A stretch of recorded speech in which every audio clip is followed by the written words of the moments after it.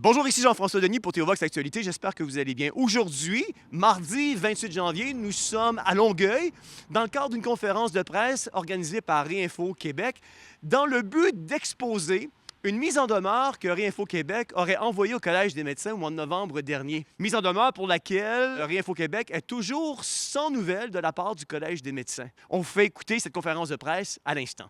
Il est clair aujourd'hui que la confiance envers nos institutions de santé a grandement été entachée dans les dernières années.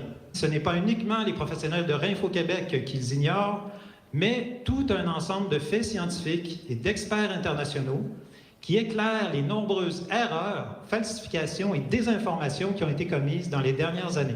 En février dernier, mon père, Jean Saint-Arnaud, est décédé subitement alors qu'il était en bonne santé. Mon père avait reçu 3 doses de vaccin contre la COVID-19.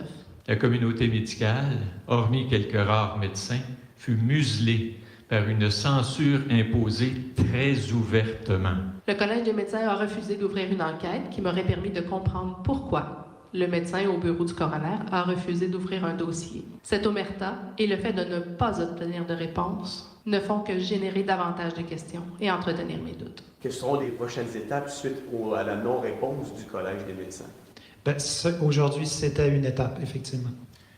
C'est l'omerta qui se poursuit. En fait, on nous ignore complètement. Comme il n'y a eu aucune réponse du Collège des médecins, on fait cette conférence de presse pour faire connaître, en fait, que Réinfo Québec a envoyé une mise en demeure. Y a-t-il des objectifs pour Réinfo Québec d'aller à une étape plus loin devant les tribunaux, emmenant devant les tribunaux le Collège des médecins? On réfléchit aux différentes options qui s'offrent à nous, en effet.